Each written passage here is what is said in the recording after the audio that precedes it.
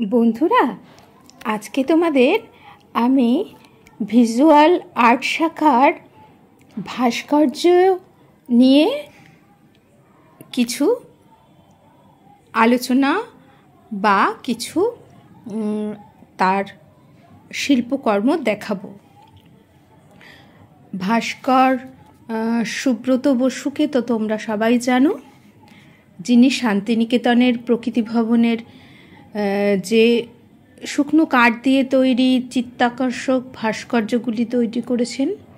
তার সেই সৃজনশীল রোমান্টিক কল্পনাগুলো যিনি ওই পার্কটাকে সাজিয়েছেন, নাম দিয়েছেন প্রকৃতি ভবন।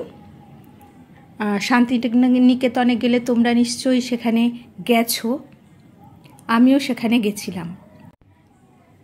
ভাস্কর্য হলো ভিজুয়াল আর্ট শাখার একটি ত্রিমাত্রিক শিল্প, যা কোনো বস্তু বা ধারণাকে প্রকাশ করে। এটি এমন একটি শিল্প যা পরিবর্তিত হয়, কার্যকলাপের পরিধি প্রসারিত করে, নতুন ধরনের বস্তুর বিকাশ ঘটায়।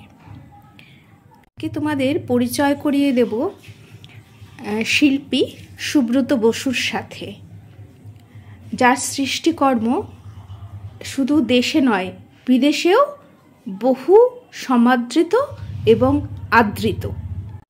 আমরা তো জানি শিল্প জীবনের বিভিন্ন রূপ অনুকরণ করে। দেখো দেখো, এই মূর্তিটা নৃত্যরত ফড়িং। শিল্পীর সৃষ্টিতে কত সুন্দর একটা ভিজুয়াল আর্ট হয়ে উঠেছে।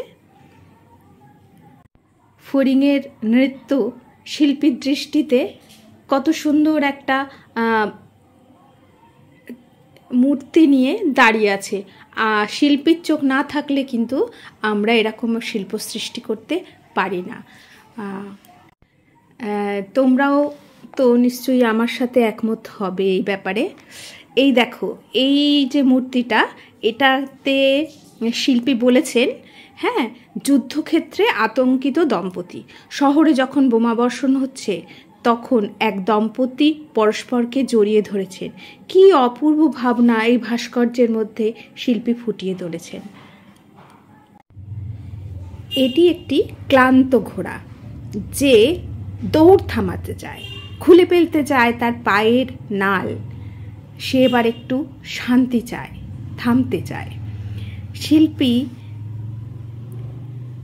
এমন সব শিল্প সৃষ্টি করেছেন, তার এই সৃষ্টির জন্য তাকে কুর্নিশ জানাই। এই ভাস্কর সুব্রত বসুকে আমার শ্রদ্ধা নিবেদন করলাম আমি আমার এই ভিডিওর মাধ্যমে।